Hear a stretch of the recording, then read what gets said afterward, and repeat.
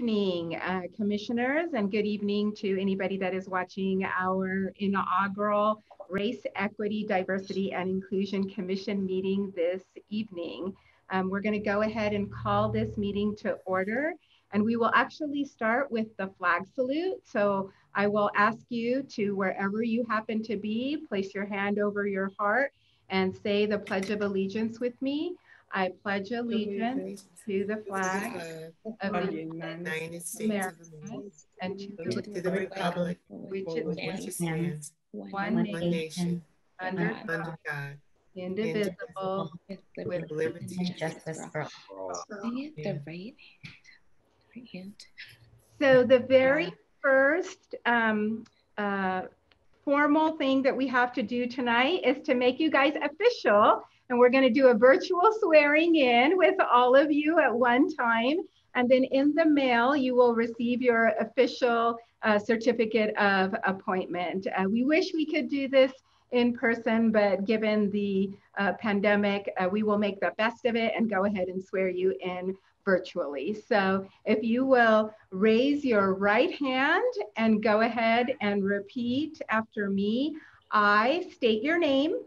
I do solemnly swear or affirm that I will support and defend I will support and defend the Constitution of the United States the Constitution of the United States and the Constitution of the State of California and the Constitution of the State of California against all enemies, foreign and domestic, that I will bear true faith and allegiance to the Constitution of the United States and the Constitution of the State of California, and the Constitution of the State of California, that I take this obligation freely without any mental reservation or purpose of evasion, and that I will well and faithfully discharge the duties upon which I'm about to enter. Commissioners, congratulations on your swearing in. We're so happy to have you here. And with that, Madam Commission Secretary, I will go ahead and ask you to call the roll. Yes, Commissioner Baker. Present. Commissioner Faulkner. Present. Commissioner Harris. Present. Commissioner Huerta. What? Present. Commissioner Pastorian. Present. Commissioner Steed. Present. And Commissioner Wilson. Present. Great. Madam Secretary, do we have any public comments tonight? We do have public comments, just one. Okay, in that case, I will ask you to go ahead and read the rules for the public comment, as well as read the public comment itself. Okay. A total of 30 minutes is provided for members of the public to address the Race, Equity, Diversity, and Inclusion Commission on items that appear on the consent calendar or a matter not listed on the agenda. Each speaker is limited to 3 minutes. For all business items on the agenda, each speaker is limited to 5 minutes. For this meeting, public comments may be submitted and read into the record pursuant to the important notice provided at the top of this agenda. The one public comment we received is from Jillian Larson. I would like to congratulate all of the REDI commissioners on their appointment. I won't wish you good luck, as there is no such thing as luck. Luck is the interception point of preparedness and opportunity. Your selection out of over 80 applicants clearly indicates you are prepared, and now you have the opportunity to make an impact. Go forth with an insight, diligence, and fortitude in the task ahead. I also want to congratulate Randy Joel and the City Council for their foresight in creating the REDI Commission, which will help steer Temecula in a progressive direction moving forward. Great, thank you very much. We will go ahead and move to the business portion of the agenda, and our very first item on the business portion of the agenda is our welcome by City Manager Aaron Adams. Thank you, Randy, and good evening, REDI commissioners, and congratulations to you all. You know, this is a historic evening in our first inaugural meeting, and I'm here just to congratulate you. And I know I'm so excited that we're launching this and we're going on this journey together. You know, each of you were handpicked by the mayor and the city council. And there was a lot of interest in joining this team. And so you should feel good that you were selected. And I, for one, am looking forward to working with all of you. Now, I only know a couple of you, but I'm looking forward to getting to know all of you. And I know later in the agenda, we'll be doing some self-introductions and getting to know each other a little better. But I figured I'll start with myself. So my name is Aaron Adams. I have the privilege of being the city manager for the city of Temecula. Personally, I'm married. I have two daughters. One is in college and one is struggling through their senior year in high school during this global pandemic. So she's got plans to go off to college in the fall. So we're managing that. I've been with the city of Temecula since 1995. Have held a variety of positions with the city. I've been fortunate to be the city manager since November of 2012. So going forward, the way the REDI Commission is structured, Randy Joel will be a very qualified and competent executive director supporting you all. But myself and the city manager's office, we too want to be along on the journey, and we're going to be there to help all 7 of you over the course of the years to come. So super excited that we're here tonight, and really excited about the meaningful work that is going to come out of this race, equity, diversity, and inclusion effort. So again, congratulations to you all, and thank you for letting me join you briefly for your first meeting this evening. So. Thank you, Mr. City Manager. We'll go ahead and conduct self-introductions by the new commissioners at this time. I'll just stick to the alphabetical order if you all don't mind. Commissioner Baker, we'll start with you. Good afternoon. What would you like us to say about it ourselves? You know, how about just, this is the first time Temeculans are getting to see the REDI Commission. Just a quick 1-minute self-introduction or less would be fantastic. Okay. Well, my name is Tiffany Baker, and I have been here in Temecula since 2002. I'm a native Chicagoan. I have a handsome husband, and I have 3 gift children from him. And I'm also a grantee because I adopted my sister, and now her and her husband have 3 children with 1 on the way. And I love Temecula, and I'm excited to serve. I'm excited to serve. Thank you for having me. Oh, I do want to thank everyone. I forgot to do that, and we probably should do that. Thank everyone that trusted us, that trusted me. All those letters of recommendation and votes of confidence. I want to publicly say thank you. And I do not take your faith in me lightly. So thank you for this honor and privilege to serve here. Thank you very much. Thank you, Commissioner Baker. Commissioner Faulkner? Yes, thank you, Randy. I echo what Tiffany said. I want to say thank you for the opportunity to serve.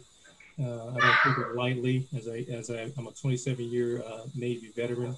I've been in Temecula for 20 plus years. My son and daughter grew up here, Stephen and Jasmine, but they have moved on to Las Vegas, and my daughter's in Atlanta, Georgia.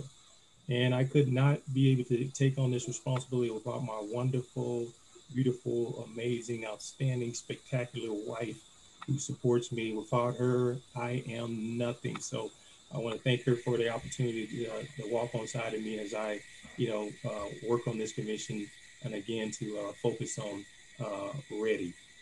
race, equity, diversity, and inclusion within the city of Temecula. So thank you for the opportunity. Thank you. Commissioner Harris. Hello, hi everyone. My name is Ivy Harris.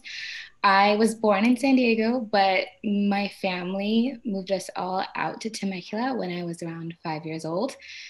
So I've roughly lived in Temecula about 20 years.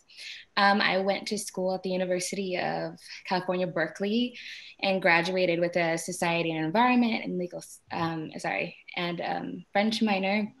I got to spend some time in France and then came home. And right now I'm a paralegal at an environmental law firm until I apply for law school, which is happening next year. I had to push it back a little bit because of the pandemic. But I have two amazing parents, two brothers, and a niece and a nephew that I spend a lot of my time with, most of my time with a 4-year-old. So it's really nice speaking with all of you now. And I just wanted to say again, thank you everyone for providing me this opportunity to work within my community again. When I was a bit younger, I worked on some community gardens here, and I'm really looking forward to using my own experience that I had growing up here and making it a better place for everyone. So thank you. Awesome, thank you, Commissioner Harris. Commissioner Huerta. Hi, thank you. Good afternoon. It's a pleasure to meet everybody. It is such an honor to serve on this commission. It really says, that Temecula really cares about its residents. So I'm very grateful. So just a bit about myself. Again, my name is Imelda Huerta. I've been a Temecula resident since 2013. I also was raised in North San Diego County, but I came over here because of the safety in the schools. And I just heard some great things about Temecula. So my family absolutely loves it here. I am a military spouse. My husband's active duty Air Force. We have 3 children. We have three grandchildren as well. They're amazing. So I want to thank them as well. I have over 21 years of local government experience. I've worked in various capacities for the city of Escondido, city of Vista, and currently for the city of Menifee, where I serve as a senior management analyst in the city manager's office. I really love it. I also had the privilege of volunteering at the city of Temecula city manager's office a few times before I went to Menifee, and it was a great experience. I am also a first-generation university graduate. I have a master's degree in public administration, a bachelor's in sociology, and a professional certificate in grant writing. And so I want to thank my family, especially my father at this time, who always pushed education on us and always told us that, just to work hard and study hard. And I'm hoping he's watching this right now because he's made a huge impact on my life. And so I'm just very grateful to be here. I believe in equality and inclusion for all. I'm very excited to work with you all to collaborate and provide some recommendations to City Council that will make this great city the best it can absolutely be. And again, I just want to thank city staff and City Council for forming this commission and also for the opportunity. So, great, thank you, Commissioner Huerta. Commissioner Pastorian. Thank you, Randy. Hi, everybody. Crystal Pastorian. I am a resident of Temecula and have been for probably nearly 20 years now. I work currently with the school district as an instructional assistant. So I am a big believer in inclusion and making those opportunities happen for our youth. I volunteer quite a bit in lots of different youth organizations, predominantly with scouting. And a big part of that is creating those inclusive opportunities and making sure that things are equitable for our youth, and making sure that translates to adults as well, and everyone in the community. I could not do what it is that I do without the loving support of my family as well. I have 2 sons, 21 and 16, one much like the city manager, who also is doing the same thing, trying to get them through school in this crazy time. So it's been it's been interesting. And I think through that love that we all share for the community in my household, we just continue to band together and persevere. This is an amazing opportunity, and I am so excited to partner and collaborate with every single person on this call and those that are watching and those who we haven't even had the opportunity to reach yet. And it's going to be an amazing, amazing journey that I'm really, truly looking forward to alongside these wonderful leaders. Thank you. Thank you, Commissioner. Commissioner Steed? Good evening. Hi, my name is Jackie Steed, and I have lived in Temecula over 20 years. I'm originally from Ireland, so I just got my citizenship a couple of years ago. And I am married. I have 2 boys. I have a 27-year-old and a 16-year-old that's currently a junior in Temecula Valley High School. I have a wonderful husband that supports me in all the craziness that we do. I sit on the board of the Temecula Valley Chamber of Commerce and on the board of Habitat for Humanity Inland Valley. And I just want to thank the city for giving us all the opportunity to be here, to listen, to share, and to truly understand each other. It's great to be a part of this. Thank you. Great, thank you. And last but certainly not least, Commissioner Wilson. Thank you so much. And again, I want to thank the committee because there was a lot of us that were interviewing. So thank you for your time on that day. My name is Denise Wilson. I have been in Temecula for about 15 years. I am originally from Chicago, yes.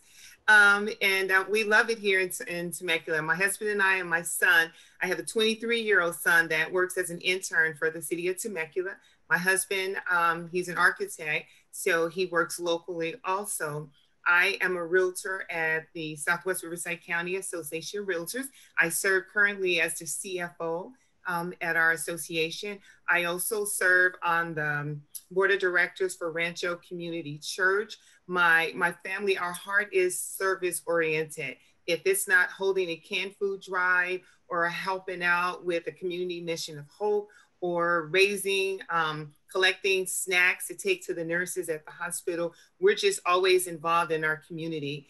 I just think that's very important. And we have a great group of people that's part of this committee that is going to do some fabulous things. I think we're going to be the eyes and the ears of the community. And I think the main thing that I want to get out of it is to let our community know that we are here to listen and to make a difference. So I look so forward to working with all of these wonderful people. And I just thank you guys for coming up with this REDI committee because I think it is really needed. So thank you again. Thank you, Commissioner Wilson.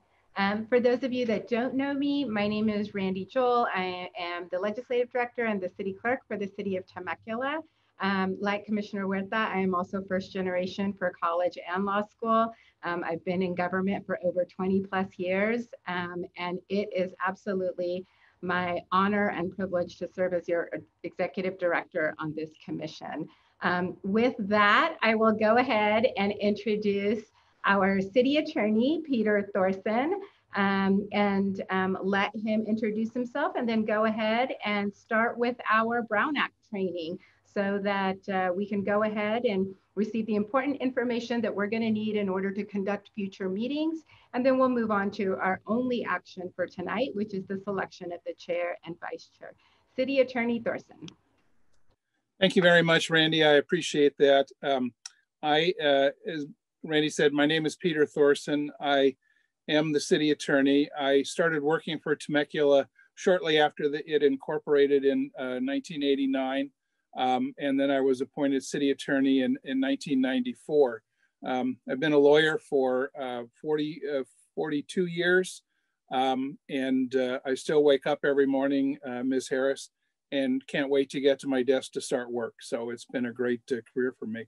My whole practice ever since I started as a lawyer has been working for public agencies. So I've been dealing with the Brown Act and all of the conflict of interest and all of the Public Records Act issues for cities for many, many years.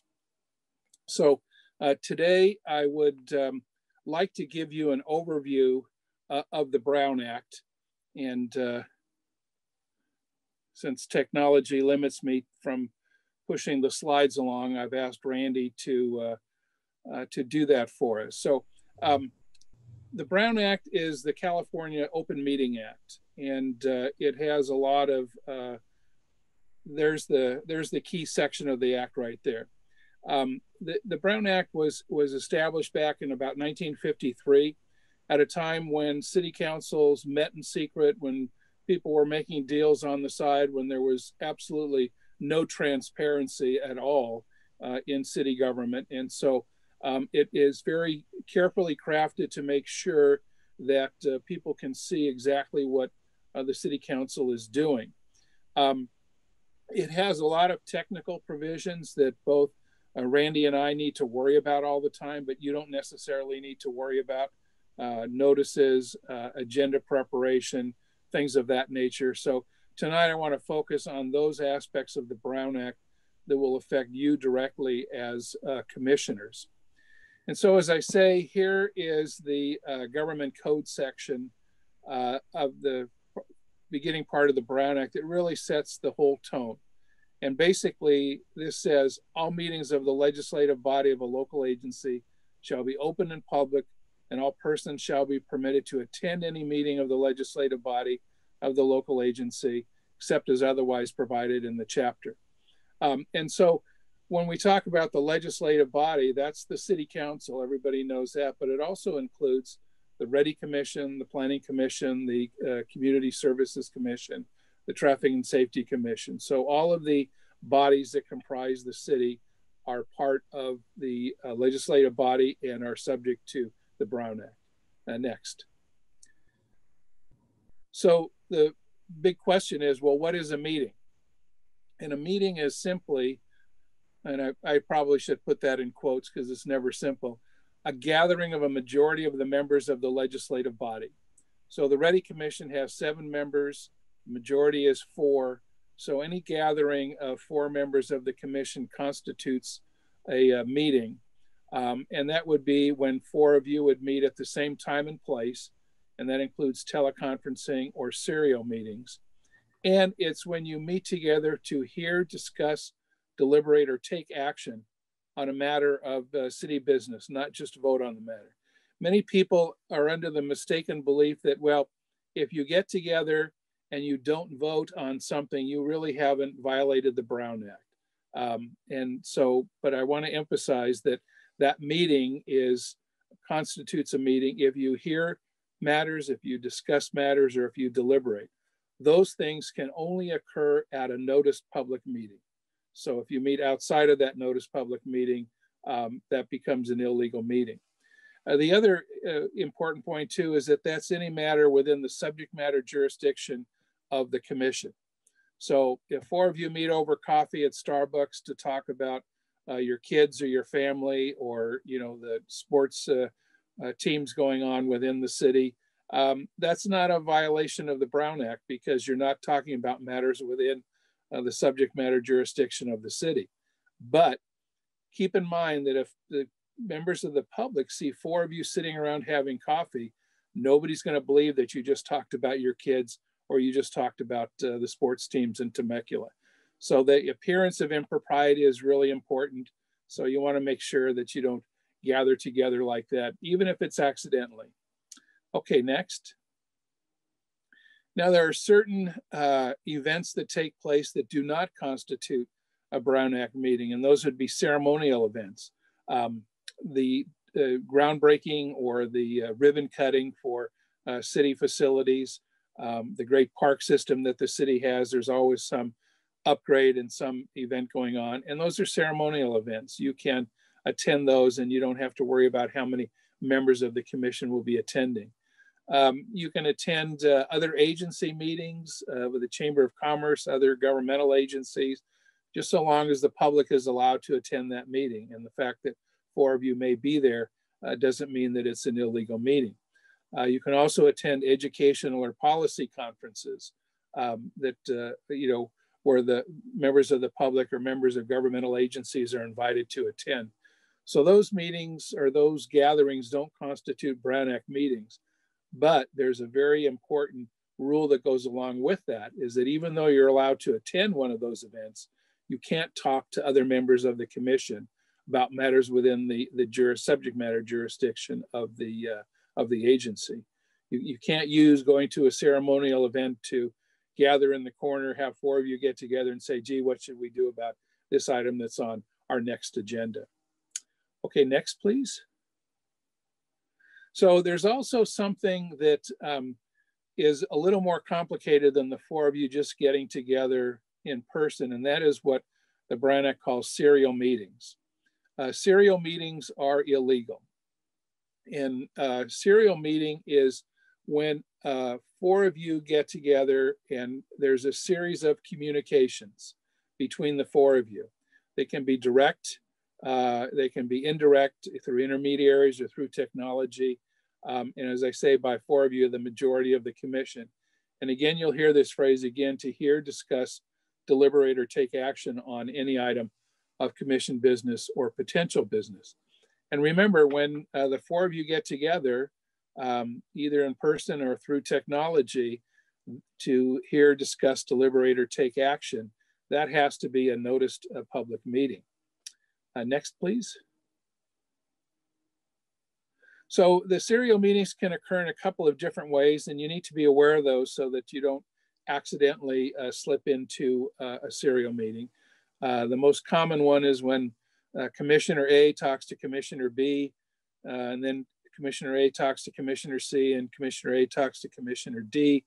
So you have 4 of you talking about an item on the agenda or an item relating to the city business, kind of all through Commissioner A.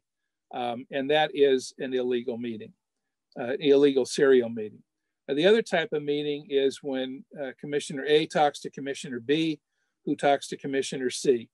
And usually the way those things go is A says to B, gee, you know, what do you think about this item coming up? And B says, oh, I think it's a really great idea, but I don't know about C. And then B calls Commissioner C and says, hey, what do you think about this? And he says, well, I don't like it too much. And then Commissioner B says, well, I've talked to Commissioner A and we think we can get the 4 votes to make this work. And so that's another way in which it occurs. And if you'll pardon me, I work so much with the city council that has 5 members and 3 is the majority. So I didn't get the 4th member on that example.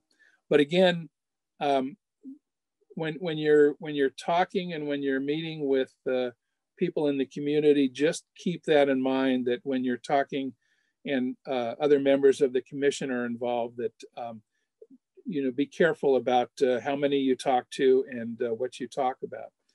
And remember too, and this will emphasize in a couple of other places as well, you know, the fact that you may have accidentally had a meeting in which you've talked to 3 other commissioners, it means it's still illegal, and it still is something that needs to be avoided. So with some preparation and you know, an overview discussion like this, hopefully that you'll be aware of those issues. Okay, next, please. Now, the other big issue that comes up with respect to serial meetings is technology. And I love this phrase that I stole from somebody, and I can't remember where, several years ago, and that is, technology is great until it isn't. And there's a lot of ways when your technology can help you, I shouldn't say help you, but kind of force you to slip into an unintentional serial meeting. And one of the most common ways is on emails to hit reply to all. If Randy sends you an email and talks about certain potential programs that are coming up before the commission, that's a legitimate email. That's something that she's entitled to do under the Brown Act. But if you hit reply to all and say to Randy, gee, I think this is a great idea, but I think we need to do this, this, and this. I think we need to add something to it. All of a sudden, you've communicated with all of the members of the commission. And that would constitute a serial meeting. And that is probably the most common accidental violation that occurs with respect to the Brown Act in serial meetings. And the way that we help keep that from happening is that when we send out emails to the City Council or to the Planning Commission and now to the REDI Commission, we put your names in the BCC box. So if accidentally you hit reply to all, that reply still only goes to the staff. You can talk with the staff all you want, you just can't talk to all members of the commission or send them all an email at the same time. The other place where this comes up is text messaging. Again, you also have to be careful that when you send out a text message, you're not sending it to 3 other members on the commission. Because again, you're probably not taking a vote, but you are discussing a matter, you are hearing a matter, so there is some type of work that goes on there as well. Social media is another place that we need to be very careful with respect to serial meetings. Obviously, Twitter, Instagram, Facebook, and there's probably 8 others that I don't know about, but everybody else seems to be quite versed in that. And again, these can result in an inadvertent serial meeting that is still an illegal meeting under the Brown Act. Next, please. So fortunately, we did get some clarity this last year with respect to the rules of social media and serial meetings under the Brown Act. A new law, AB 992, went into effect on January 1st of this year. And this law kind of sets out the rules for dealing with social media. It is okay to answer questions, to provide information, or to solicit information through social media, through your Facebook page, through somebody else's, through responding to another public social media. But the big rule is that on any social media platform, you may not have any interaction with any other commission member, even if it's only one.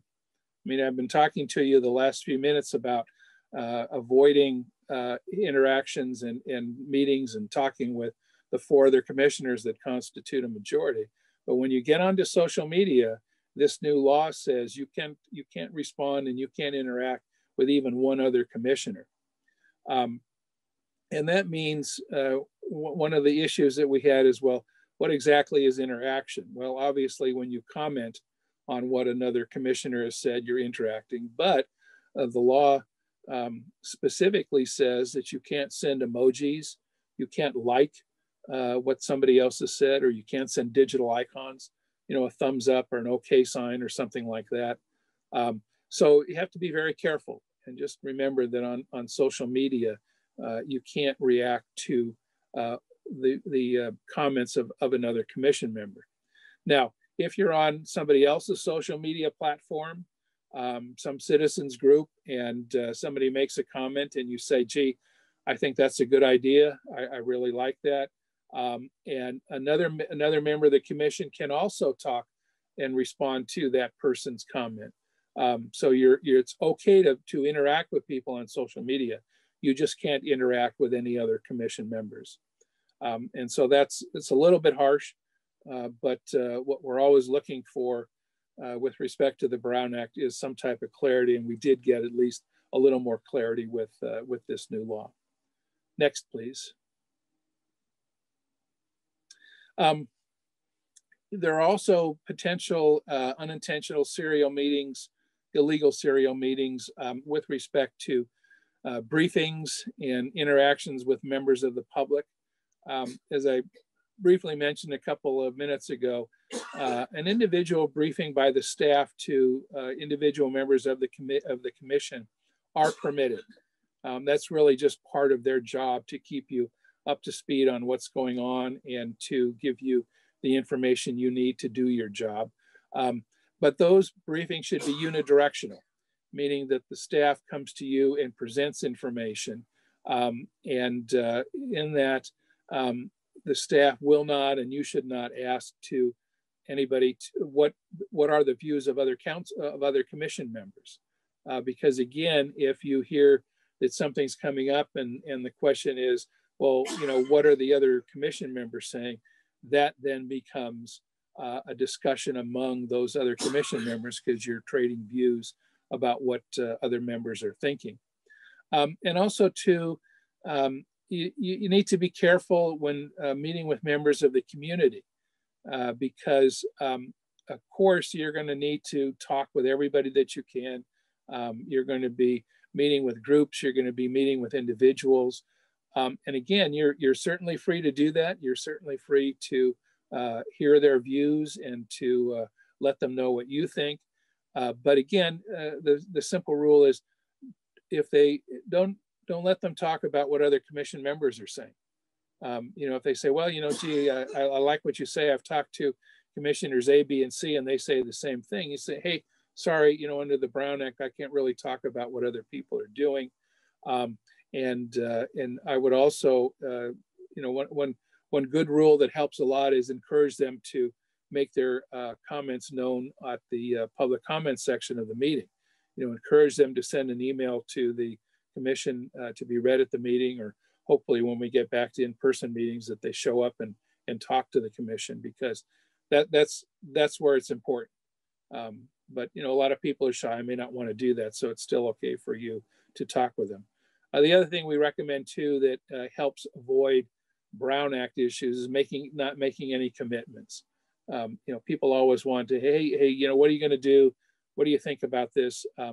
But you know, really, you're going to hear a lot from your fellow commissioners. You're going to hear a lot from the people that make comment to the commission when the matter comes up. So it's always good advice to, you know, sort of hold making a firm commitment until you've heard from everyone. And again, when people ask you that, you can express your concerns. You can say, I'm going to be looking at this, I'm going to be looking at that. And then again, to invite them to the public meeting. Next, please. There are a couple of other issues that come up during the meeting that you should be aware of. And again, Randy and I worry about these issues all the time. So, but there's a couple things here that, you know, that will affect you guys individually. The agenda for a regular meeting must be posted 72 hours in advance at a physical location and online. The meeting agenda has to describe each item of business. The code, the law recommends about 20 words per agenda item. And that includes the subject to be discussed, the proposed action. And basically the rule is the public needs to be able to know what you're going to be talking about, and then they can make a decision whether or not to attend or to watch the meeting. Now, while the code talks about kind of a safe harbor of a brief description of 20 words, Temecula has an excellent system, thanks to Randy, in which there is a very good description of what will occur and an excellent description of the recommended action. So while I tell you 20 words because that's what the code says, you'll see many, you'll see a paragraph at least on each agenda item. And again, the posted agenda must be freely accessible to the public. That was a big issue about 20 years ago, and they forced us to build, you know, cabinets outside of the city hall so people could read it. Now, with everything being online, it's a lot easier for the public to get access to the agenda. Next, please. Now, the question then comes up, since we have an agenda, what can you discuss at the meeting? And the law is very clear that you can only discuss the items that are listed on the posted agenda. And you need to be careful as the discussion progresses that you don't start off talking about what's on the agenda item, but stray into some topic or issues that's not on the agenda, so that even though it might seem to be related. That's one issue that you all need to be personally aware of. And then, you know, if you get into a discussion and it looks like there's a good reason for it to veer off into another direction, the simple thing that we do all the time is that the commissioner or the council members will ask that the issue be brought back on a future agenda. And that way you're free to talk about it. The public knows what is going to be talked about, so they have comments that they can submit them to the commission. And so then you've got a good opportunity to talk about, you know, what you believe to be an important issue that needs to be discussed. It's not that you can't talk about those issues. It's just you need to talk about them in a forum, in a meeting that's properly noticed and with the public able to comment on the item. Next, please. Now, there are some exceptions to what can be said at a meeting that's not on the agenda. You'll notice that each agenda item for a regular meeting has a section called public comments. And the Brown Act says that each meeting you need to listen to members of the public speak on any issue that's whether or not it's on the agenda. And if it's not on the agenda, then it has to be within the subject matter jurisdiction of the commission. And so when people speak at those public comments, items that aren't on the agenda, what can you do? Generally the rule is you can't discuss the item because it's not on the agenda. But there are a couple of things that you can and should probably do. And that is the Brown Act allows you to make a brief response to the public comment. And the emphasis is on brief, because the more you talk about what someone has said, the more likely it is that you're going to slip into a discussion with other council members. So you can say things like, wow, that's a really good point. I appreciate what you have to say. Thank you for taking the time to talk with us. You can ask the member of the public questions for clarification, but again, avoid a discussion. And when you can also ask the staff to bring back a report at a subsequent meeting. So if somebody brings up an important issue at public comment, it's not on the agenda and you think it's really important, you can turn to Randy and say, hey, I think this is really important. Is this something that you can bring back at a future agenda so that we can talk about it in greater detail? And again, that while you're able to do that, and your other commission members can say, yeah, I think that's a good idea as well, you can't use that as an opportunity to discuss the issue. And I put in something there that I probably shouldn't, and that, the rule of thumb is don't talk for more than 6 minutes about what you want to put on the agenda. The reason I say that is that we've had a couple of cases where councils talked for, between 6 and 13 minutes, and the courts had a great deal of struggled a great deal trying to figure out whether that was a brief response and whether it was an appropriate discussion about what to put on the agenda.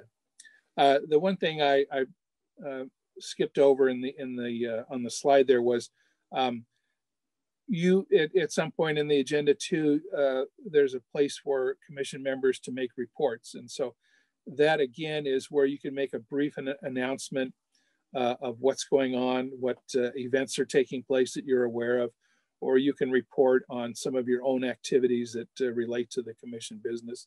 Again, the emphasis there is a brief announcement, and it is something that the other members of the commission can't discuss. Now, a lot of times, under that, you could say, I want to put on the agenda, I want a brief discussion of this event that took place or this conference that I went to, and then you can have a greater discussion. But again, if it's not on the agenda, these are the rules that you need to abide by in commenting. Next, please.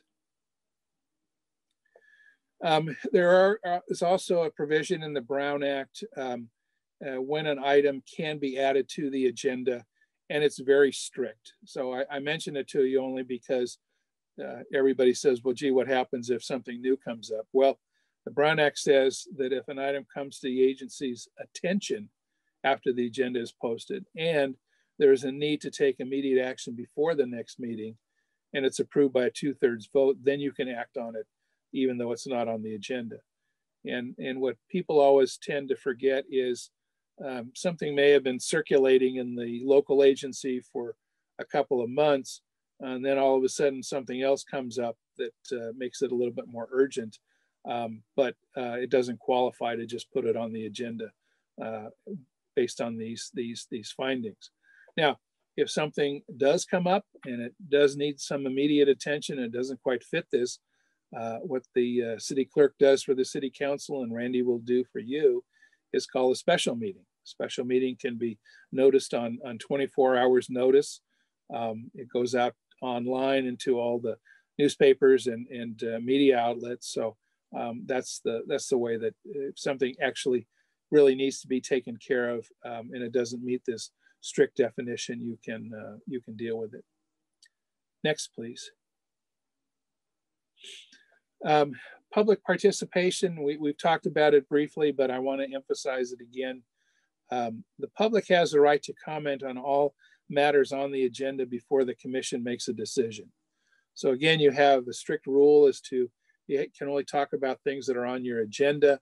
It has to be written in such a way that the public knows what's going to be talked about, knows what the recommended actions are, and they have a right to speak on that item before the commission makes a decision. So when an item's on the agenda, Randy will call the item, she'll provide the staff report, or some other officials in the city will provide the staff report. And then the usual procedure is, she will say, and we have 3, 4, 5, or 6 public comments. And if we're in an in-person meeting, the people will step to the podium, make their comments, or in the Zoom meetings, she will read the comments. And then the commission can move forward and make their decision after that. And again, the purpose there is that the public, the Brown Act wants to make sure that that the public has the right to make comments on what you're deciding, and that you get to hear those comments before you make a decision. And again, we talked a little bit earlier that the public does have a right to speak to the commission on matters that are not listed on the agenda. Okay, next slide, please.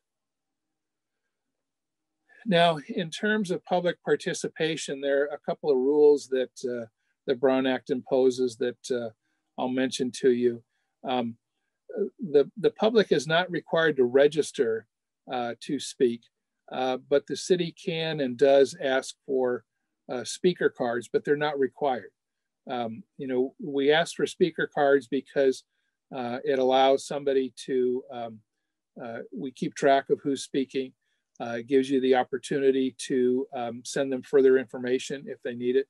But if somebody says, no, I don't want anybody to know who I am, it's okay for them to step to the podium or to send in some type of written comment to be read. The commission and the city council all have authority to set time limits for public comments. And so the council time limit is 3 minutes, so that everybody has the opportunity to speak. Another issue that comes up, probably not for another couple of months since we're in the Zoom meetings, is people are always authorized and entitled to record the meeting, so long as it doesn't actually disrupt the meeting. People will have small handheld tape recorders, which is fine. They can, videotape the meeting either on their phone or through a camera. But if it's disruptive to the meeting, like if there are bright lights that are going on and people can't see who's talking, or can't have to turn away, then you can say that no, that's disrupting the meeting, and that that they need to stop that. Members of the public can be required to abide by commission rules of decorum if you get to the point where you actually need to do those. And then members of the public cannot act in such a way as to actually disrupt the commission meeting. This is an important First Amendment issue that comes up quite a bit. In a controversial meeting, people will always clap and cheer, they'll whistle, and many city councils, not Temecula, will say, the mayor will bang the gavel and say, no, you can't clap, you can't cheer, you can't make so much noise, but that's actually a First Amendment right. That's the way the public as a group shows their views to the city council. So that's allowed, only if it doesn't actually disrupt the meeting. And really that line gets drawn, if people are cheering and clapping and stomping and they don't allow the next speaker to speak, that's an actual disruption of the meeting, and that can be conduct that they can be told not to engage in. Okay, next slide, please. The other issue that comes up with the public participation is a criticism of city staff and commission members. I can't tell you how many times a city council member or mayor has gavelled down a citizen who is complaining about some action of the other council members or of the staff, or complaining about how they were treated on an issue with respect to a permit of some type. But that just is not allowed. The Brown Act specifically says that speakers have the right to criticize the chair, commission members, council members, and the staff at a meeting. It's uncomfortable. You don't want to hear that, but again, it's a First Amendment right. And so they can't be stopped from making that criticism. The chair can enforce the time limits or prevent the actual disruption of the meeting, but for somebody to criticize staff members or commission members at the meeting is a First Amendment right. Next, please.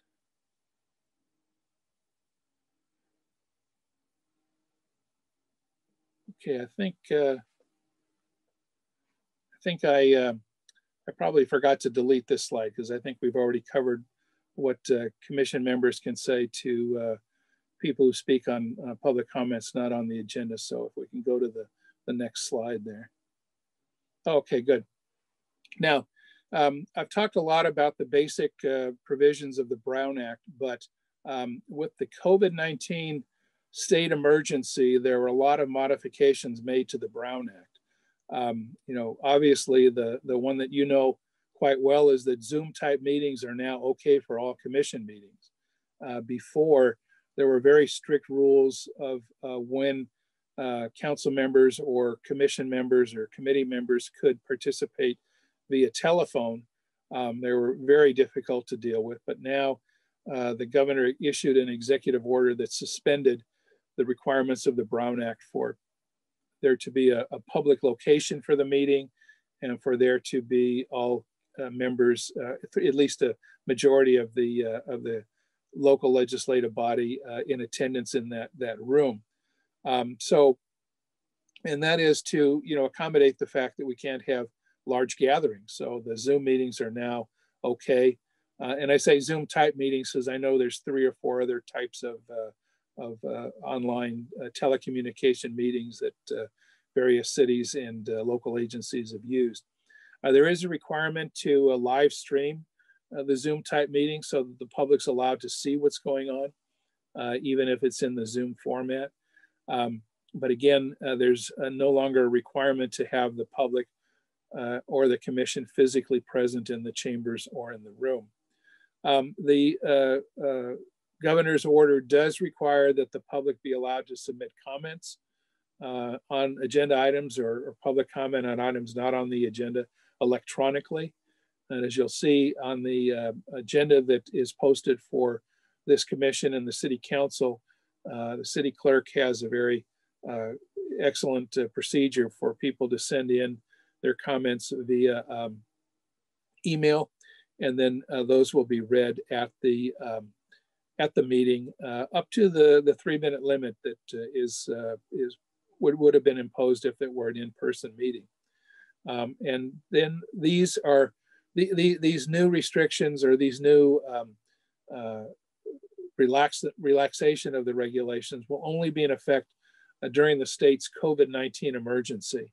And obviously we will know when that ends, and there'll be a great relief that people can go back to the in-person meetings. Next slide, please. Okay, I'll just make there's another aspect of the Brown Act that regulates committees.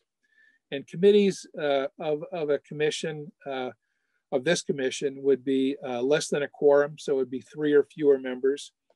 And there's 2 types of committees, standing committees and ad hoc committees, and each have slightly different or very different rules and regulations to go by. A standing committee is one with ongoing subject matter jurisdiction. And that's a committee like, you know, at the city council level, the finance committee or the public works committee, something of that nature where you're dealing with all matters relating to finance or public works. Those standing committees must be formally noticed like any other Brown Act meeting. An agenda posted and public's invited and public can speak. Ad hoc committees are formed to consider a particular matter and not the general subject matter jurisdiction. So you could have an ad hoc committee to determine what the design should be of the expansion of a particular public park. And that type of committee has a definite time for review of the matter. It's not ongoing. And that type of a committee does not need to be noticed. They can have a meeting just among the group that's less than a quorum. And again, that's just kind of a general comment for you to the extent that that is something that the commission may be interested in. Certainly Randy can assist you in pulling all of that together. Next, please. Oh, that's it. Okay, good. So I'll be happy to spend as much time as you need to answer your questions. I also want to make it very clear that Randy and her staff are very well versed in the Brown Act. So if you ever have any questions, you should not hesitate for a moment to call her. And also do not hesitate to call me if you have any questions as well. The Brown Act is relatively straightforward, but unless you've spent a lot of time in government, it just seems a little bit overwhelming at times. And so I really hope that we've at least, I doubt those of you who haven't been in government are going to be experts after tonight's talk, but at least hopefully you're to the point where you can identify potential Brown Act issues. Another month or so, you'll be experts in the Brown Act, but until then, don't hesitate to call Randy or I with your questions. Thank you, Peter. We really appreciate that. At this point, we'll go ahead and open it up to any of the commissioners. If anybody has any questions of Peter, you did receive a lot of information right now. We will get a copy of the presentation that Peter just gave to you guys. We'll go ahead and email it out to you. In addition to that, on Tuesday night, the City Council approved the annual Boards and Commission Handbook. So that particular Boards and Commission Handbook with all the role and authority information goes out to all 27 board and commission members we have now. Before the REDI Commission, we had 20. So with you 7, it's a total of 27. But we'll just go ahead and see if anybody has any questions. One thing too is we just updated our firm's summary of the Brown Act and Conflict of Interest and Public Records Act handbook. So we'll circulate that as well. All right. Any questions, right, that you can think of? Any? Commissioner Huerta, I see your hand. Yes, thank you. And thank you for that very informative presentation. I just know like in cities, the topic of social media has been a hot topic. Can you just expand a bit? Because I still don't have clarification. If you have your personal social media, and let's say I go to a Temecula event, is it okay to post like, hey, come check out this awesome event as a commissioner, or where should we be careful when doing that type of? Good question. There's the social media. You always have to be careful of the potential Brown Act serial meetings. So if you're going to post something, no other member of the commission can respond to you directly. That's what the new law says, even though it's only one other person. They can't like it. They can't give you a thumbs up. They can't give you a smiling face because they like it or something like that. So you just can't respond to what other people are saying. If you see something on somebody else's social media page, you're free to respond to it, and all of the other commission members are too. That is not a potential for the Brown Act. There's one other aspect of social media that's not directly related to the Brown Act, and that is if you have a social media page and you're commenting on city business or a commission business, you cannot then block somebody or cut somebody off or censor their comments. And that's very difficult because You know, a lot of people use their own personal social media pages and they're commenting on the city business. They're giving out information about events that are in the city that are important. And then all of a sudden somebody comes along and says, you know, something really cruel and rude and unpleasant. And, you know, your first reaction is, okay, well, I'm going to delete that. But the emerging doctrines coming out of the courts is that because it's being used for city or for governmental purposes, you know, you can't block somebody's right to comment on it. So be careful there. You know, and everybody has a different set of how they handle social media. For council members, you know, we've talked about, you know, if you have a personal social media where you're talking about what your family is doing, where you're going on vacation, what your kids are up to, you have free reign to do whatever you want to there. That's not related to city. And then, but a lot of people have then another page that says, you know, council member so-and-so. And that's the one where you can talk about, hey, here's my position on this project. Here, I shouldn't say on this project, on this issue. Here's what I'd like to see done with the city. Here's a bunch of very important events that are going to be taking place in the recreation department over the next couple of weeks. That's the one where you have to be careful and you can't block people or censor people that are saying things that you don't like to hear. Thank you so much. And that answered my question. Yes. Yeah, and as I say, that's a really important thing to distinguish your personal page from what you're doing with the city. I know it's difficult for a lot of people to do that, but you know, unfortunately, there's a lot of people out there that would love nothing more than to make some comment, you know, and if it's on your personal page, that really makes it difficult for you. Sounds good. Thank you so much. The other thing that we would definitely recommend is, to the extent possible, try not to tag each other. And I know some of you run in the same circles, perhaps at a city event or at a chamber event or at a school district event. Just to be on the safe side, it's probably good not for you not to tag each other in your particular post if you happen to be at an event.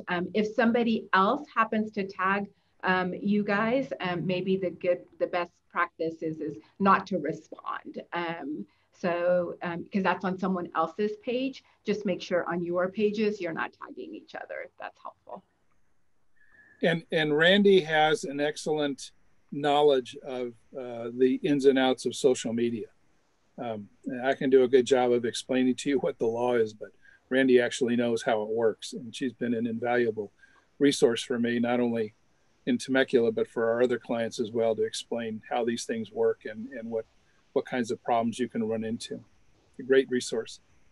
So when in doubt, just let us know what you're struggling with, and we'll be more than happy to work through the city attorney's office. And Peter's got a great set of attorneys that will be able to help us out and give you the answer as quickly as we can, so that you can go about communicating with the constituency. That's our goal, is to make sure that you can effectively and efficiently and legally communicate with the other Temeculans and beyond. So any other questions for Peter?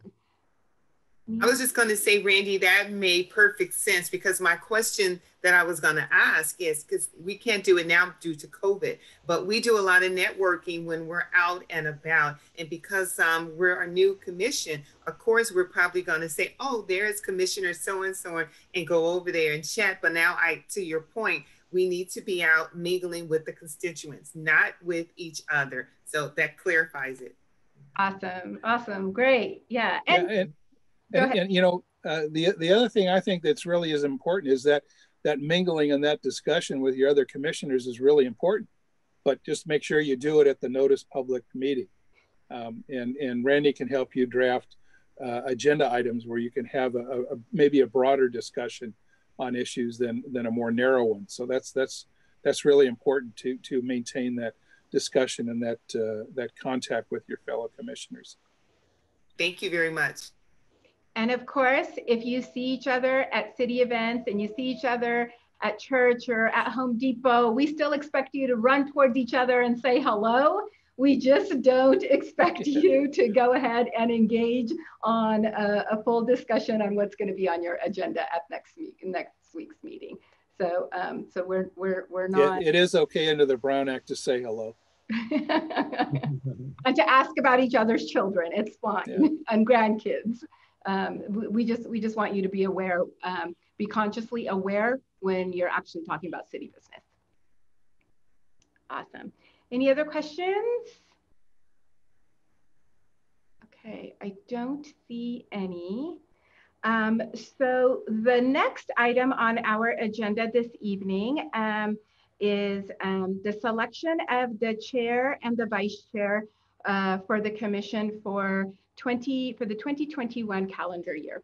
So we have 5 boards and commissions, and at the beginning of every year, each of our boards and commissions goes through a process where they go ahead and select the chair and the vice chair for that particular calendar year.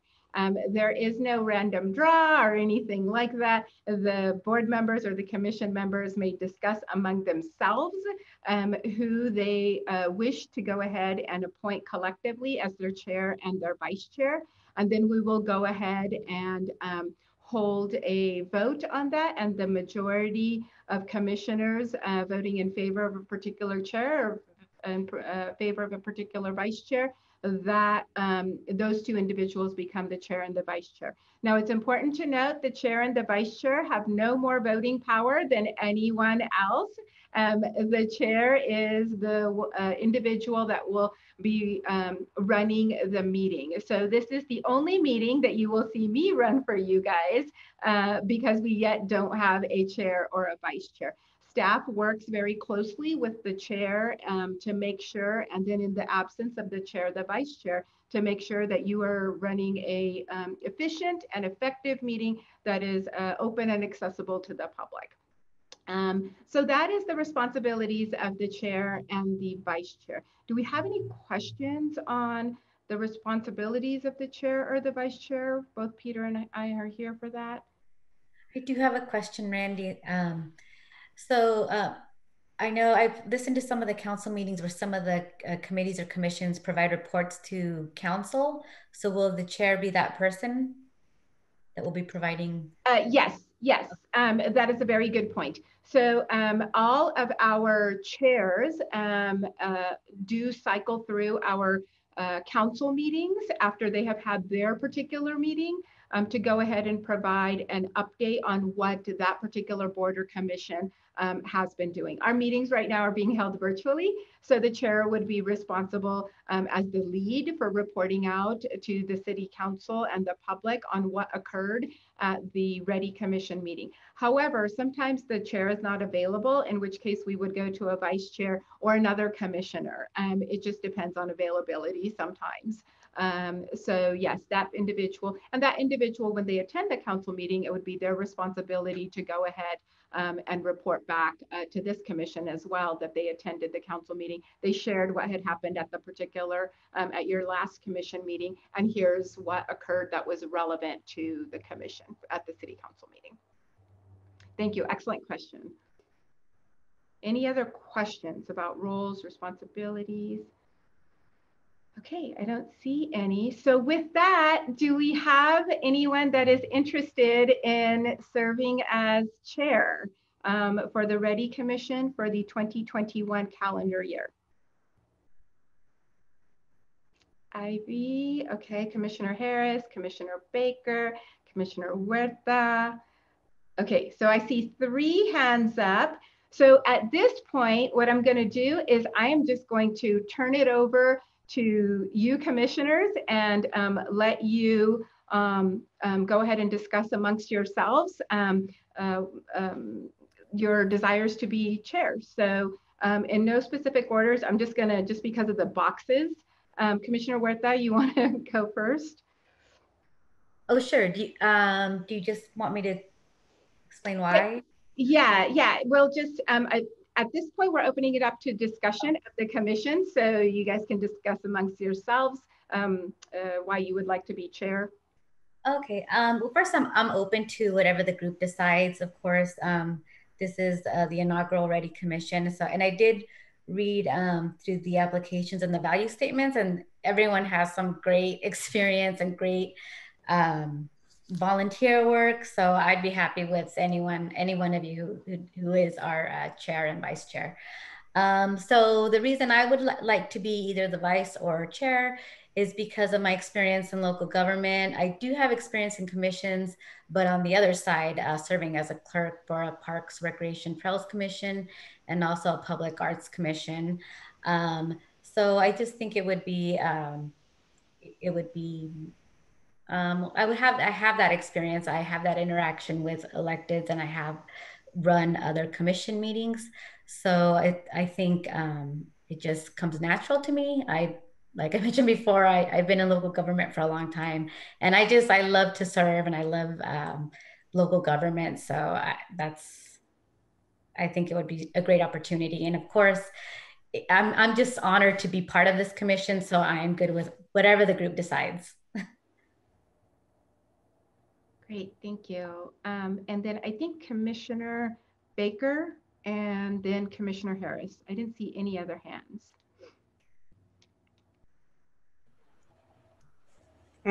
I too am open to, well, I guess, can you guys hear me okay? Because this seems like it's ringing. So I too am open to being the chair or the vice chair, but I actually do want to be the chair because that's what I do now. All of my experience is in public commissions. I'm currently the chair of Community Action Partner Riverside, and we're the largest anti-poverty agency in Riverside County and in the nation for that matter. We're 1,000 strong for anti-poverty. But my role there, I think, very much will play into what we have to do here. I have to interface for community action with elected officials. I have to interface with the community, the low income sector. And I also have to interface with people like yourselves that are small business owners, et cetera, to make sure that their voice is heard concerning funding for Riverside County. And I also go to Sacramento on behalf of my commission. I travel and I chair Brown Act boards. First of all, thank you, Peter. It is the best Brown Act training I've heard and simplest with a very complex issue. And I've heard tons of Brown Act boards training. And also I think I joined for my skill set as well. I accepted the invitation to participate because I thought my skill set would be necessary in the inaugural meetings and establishment of this commission. I have several ideas and understanding of what we need to put in place for infrastructure, as well as that is my role for community action as well. So that's why I would like to be the chair, and that's why I volunteered to lend my strength in that area because I knew we would need it. And then I think the only other person I saw was Commissioner Harris. Hello, everyone. I would just like to say that I wouldn't mind being chair or vice chair. Either one works for me. I know that I'm quite new. I haven't had the pleasure of meeting or speaking with any of you in person, but I really look forward to getting to know all of you better and also providing you the opportunity to know me a little bit better. So while at Berkeley, I spent a lot of my time with advocacy and community organizing in low-income communities of color around creating green access areas, creating urban farms, advocating for space, and also advocating for community groups against gentrification and things like that. I don't necessarily have experience with committees, but as a paralegal at an environmental law group, I see the power of local government and also committees and local community groups in gathering around an issue and trying to make their community better. I have a lot of experience with that. When I was quite young in Temecula, from the age of 14 to 18, I led several clubs and also organized around creating 2 community gardens in the city. I just wanted to say that what we're doing right now is quite revolutionary, especially for this city. I grew up here. I went through the school system here. So I feel like I have a unique perspective on what is needed to make this city feel comfortable for all, make it more equitable for all. And I just want to say that I think that we should take also this opportunity as a young woman of color. I think that I could reach out to some constituents that might not necessarily be a part of the local infrastructure, local government. We can really open this up to people who may not feel included. So I just would love to be able to spearhead that or be ahead of that and go along this meeting. Thank you. Awesome. Thank you, Commissioner Harris. Anybody else interested in being chair or vice chair? Okay, so typically what would happen at this point is we would have a motion to appoint somebody as chair. Any member of the commission can go ahead and make that motion. Typically the motion is made for someone else. And then we ask for a second if there is somebody else that is willing to second that particular motion. And then we go ahead and ask for a vote. So at this point, I will go ahead and ask, is there any motion to nominate anyone as a chair? I motion to nominate Tiffany Baker as the chair. Okay, so I second. Okay, so I have a motion from Commissioner Faulkner, second by Commissioner Wilson, to go ahead and appoint Commissioner Baker as chair for 2021 for the REDI Commission. At this point, Commission Secretary, why don't you go ahead and call a roll call vote on the chair first, and then we'll go ahead and do a roll call vote on the vice chair. Okay, so for the roll call vote for chair, Commissioner Baker. Aye. Commissioner. Erica, you went mute. Yeah. You back on? Sorry about that. Let's start over again. Commissioner Tiffany Baker. Aye. Commissioner Faulkner. Aye. Commissioner Harris. Aye. Commissioner Huerta. Aye. Commissioner Pastorian. Aye. Commissioner Steed. Aye. And Commissioner Wilson. Aye. Okay, congratulations, Commissioner Baker, on being chair for the inaugural 2020 REDI Commission. So now, do we have interest in the vice chair? I think Commissioner Huerta and Commissioner Harris still are interested in vice chair. Is there anybody else that's interested in vice chair? Just want to make sure. Okay, I will ask for a nomination for vice chair. I'll nominate Commissioner Huerta. Okay. I second. Okay, so we have a nomination motion by Commissioner Baker, second by Commissioner Faulkner, to go ahead and have Commissioner Huerta serve as the vice chair. And Madam Secretary, can we please have a roll call vote on that? Yes, so roll call vote for the vice chair as Commissioner Huerta. So Commissioner Baker. Aye. Commissioner Faulkner. Aye. Commissioner Harris. Aye. Commissioner Huerta. Aye. Commissioner Pastorian. Aye. Commissioner Steed. Aye. And Commissioner Wilson. Aye. Okay, well, REDI Commission, you have a chair and a vice chair.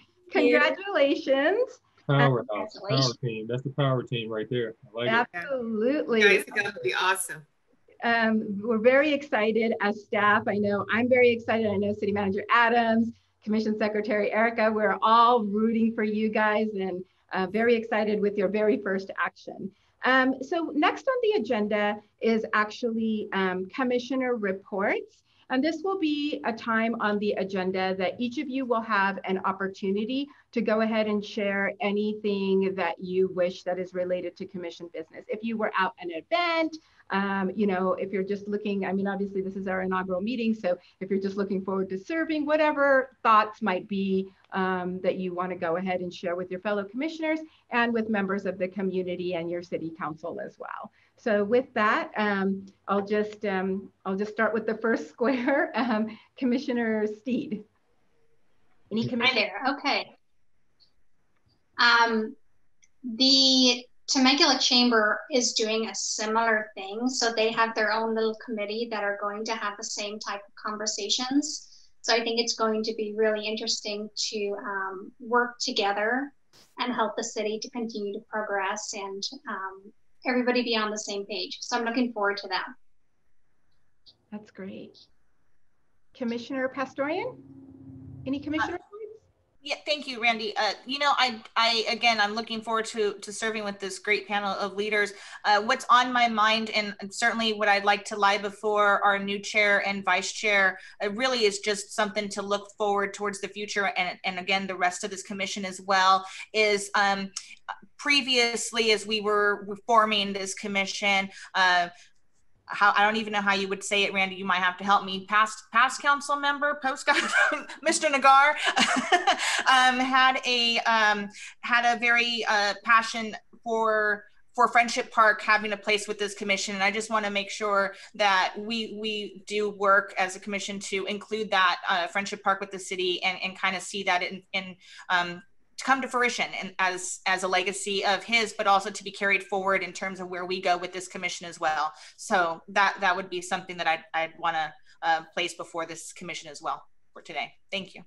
Awesome, thank you. I know that matter is being directly handled by Community Services Commission and the Community Services Department, as well as the City Council directly. So we will certainly pass those comments along to all of those sectors for sure. Commissioner Huerta. Thank you. I want to echo what Commissioner Pastorian just said. A huge thank you to retired council member Mike Nagar. We'll make sure to keep his vision alive for sure. He was amazing. And the only report I have, well, first, thank you again for the opportunity to be your vice chair. I'm very excited to working with you all. And the only report I have is that I did recently become a member of the International City Council, City County Management Association, also known as ICMA.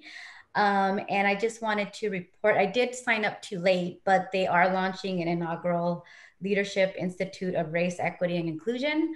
So it's too late to sign up for that cohort for this inaugural one, but I will keep a close eye on that and report back at a later time. Awesome, great. Chair Baker. Thank you guys for trusting me to be your chair. Thank you for nominating me. And I look forward, I've really, first of all, I want to say I'm your chair, and I only did it because I have the skill set. Let's start there. But I'm very much going to need your support because I look at the gravity of what we're doing.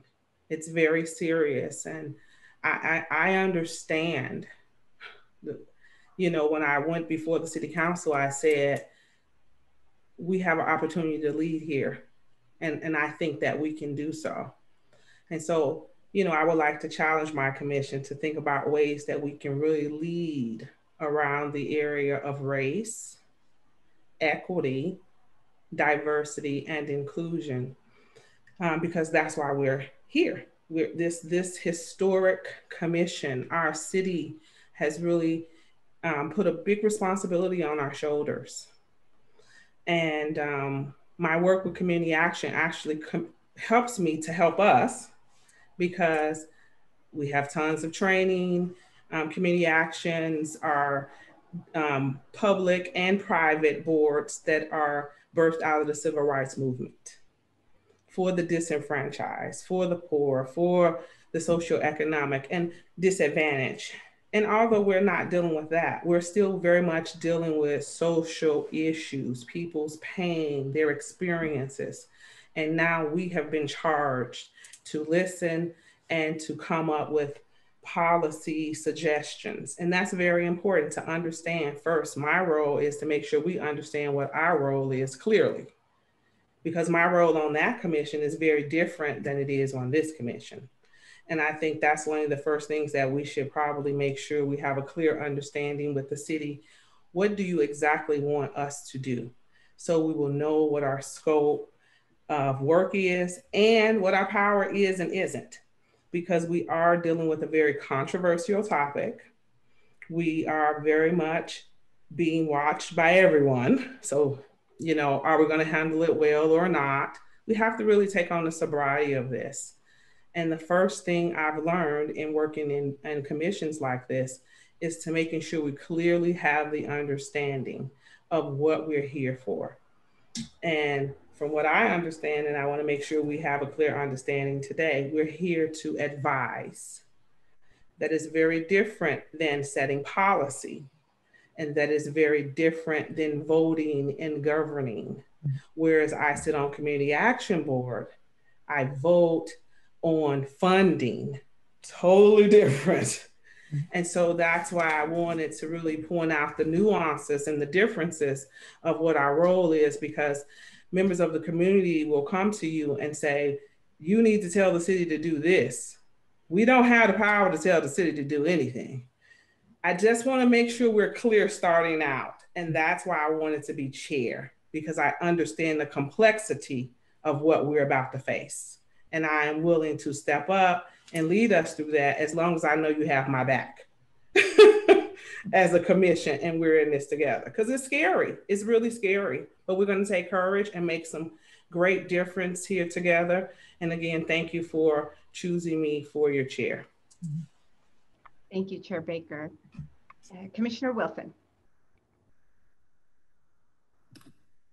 I just wanted to say again, thank you, but also to Chair Baker, you hit the nail right on the head, because people are going to be asking us, what is this all about? Or what are you guys going to do?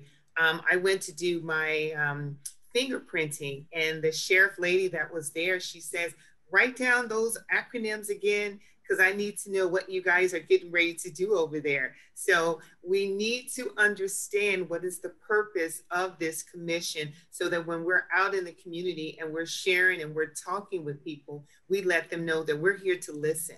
We want to take back to our commissioner what's going on and how we can help in our area, in our community. And I think, like Chair Baker said, we are living in difficult times. There's a lot of emotions that are flying all over. We have to be sensitive to that, but in the same token, we need to be educated. And in order to share with our constituents, we need to know what's going on and what we need to expose to them, share with them. So I agree. I'm here because I know we can make a difference. Temecula is a fabulous place to live, but we want to be even better. And I know we can do that with this commission, because we're out there to listen and to make a change and a difference in our community. And we have a fabulous team right here that's going to make that happen. So I applaud you all, and I just can't wait to get ready to get to work.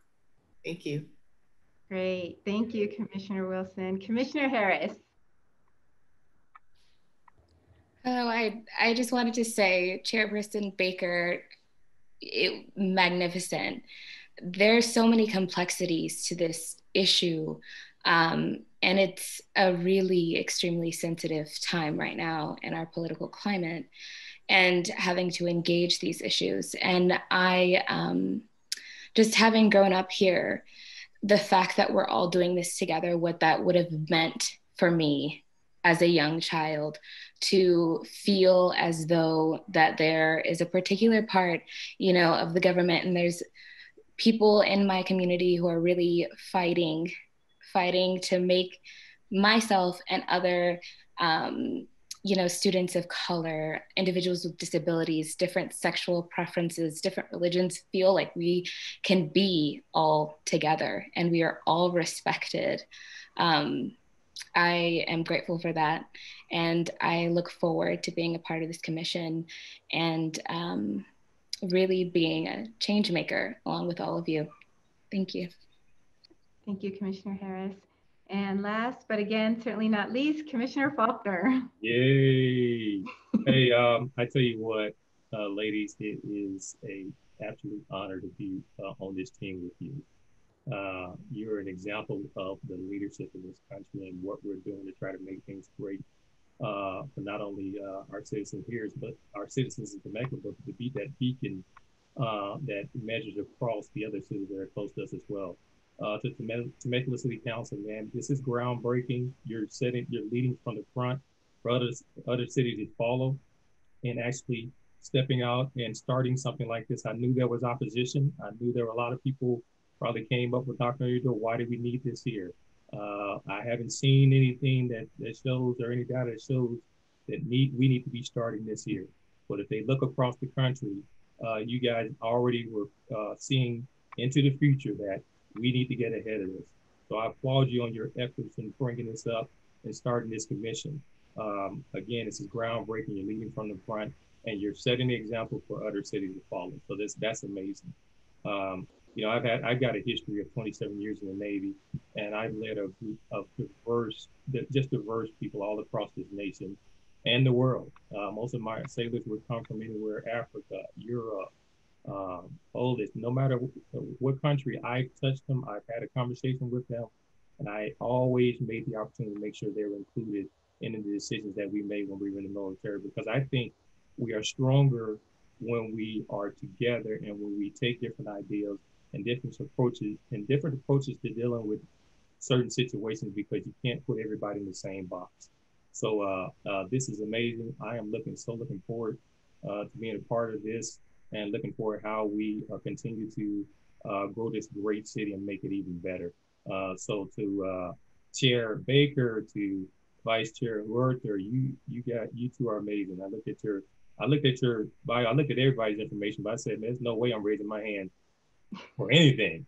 All you women are amazing, and I just look forward to being on this team and work with you and Chair Baker, Vice Chair Werther.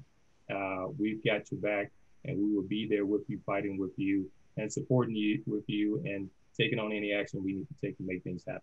So thank you for the time. Yeah, thank you so much. Thank you, Commissioner Faulkner. So with that, we'll go ahead and move on to the next item on the agenda is your Executive Director's report. I will share with you two pieces of items, two things here. First is that the League of California Cities, I happen to be a board member for the League of California Cities. That organization represents the 482 cities in the state of California. They are also undertaking this particular effort, and they are developing tools and particular examples, skill sets, all kinds of things that cities locally can go ahead and use to go ahead and have these discussions and these conversations, these tough conversations in their communities. So as we continue, the board last month went ahead and authorized the creation of a committee that will be making recommendations to the full board on what those tools will look like to go ahead and implement in communities throughout the state of California. As that work progresses, we'll make sure that we bring that information back to not only the City Council, but also you as the REDI Commission as well, so that you can go ahead and view that information and provide suggestions or recommendations on that as well. The other thing is that over the next couple of meetings, we're going to make sure that you get to know all of City Hall. So at the very next meeting, we are going to be joined for a welcome by our mayor and mayor pro tem, who actually at the last meeting, City Council meeting on Tuesday night, were appointed as co-liaisons to this REDI Commission. As you may be aware, each of the council members serve as a liaison to our various board and commission members. They all wanted to be the liaison for the REDI Commission, understandably so. And so they actually ended up appointing this inaugural year, both the mayor and the mayor pro tem. So at our next meeting in February, we will be hearing from them. We will also be hearing a presentation from our city manager's office, as well as our finance department.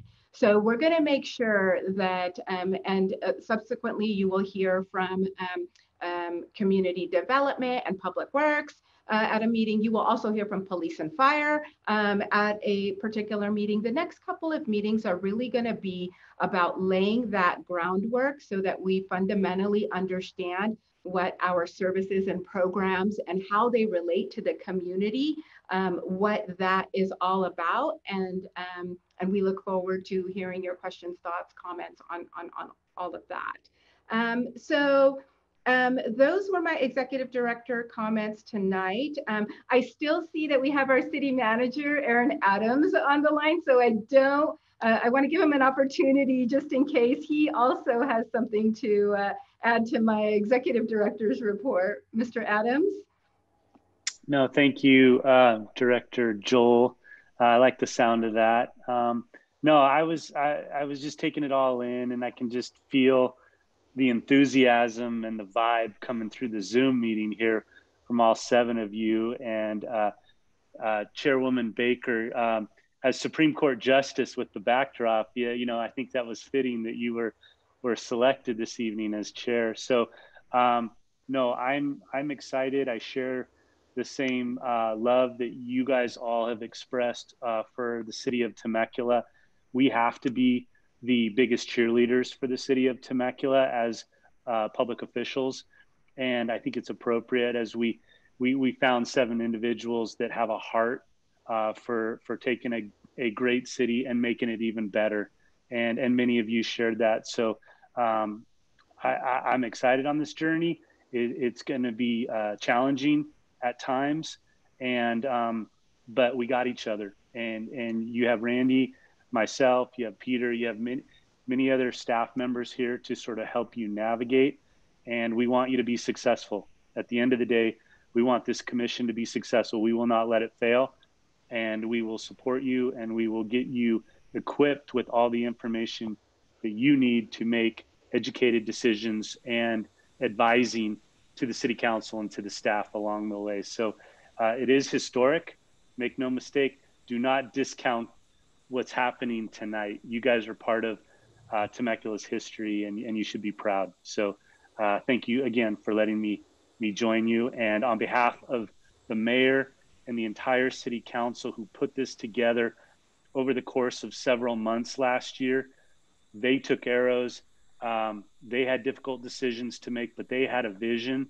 And I'm grateful for that leadership and that stood the test of time. And we're here today because of them. So let's roll up our sleeves. Let's get to work. And I'll see you next month. So thank you. Great. Thank you. Thank you, Mr. City Manager. And Peter, thank you very much for joining us tonight. We know you are accessible to us. Do you have any concluding comments?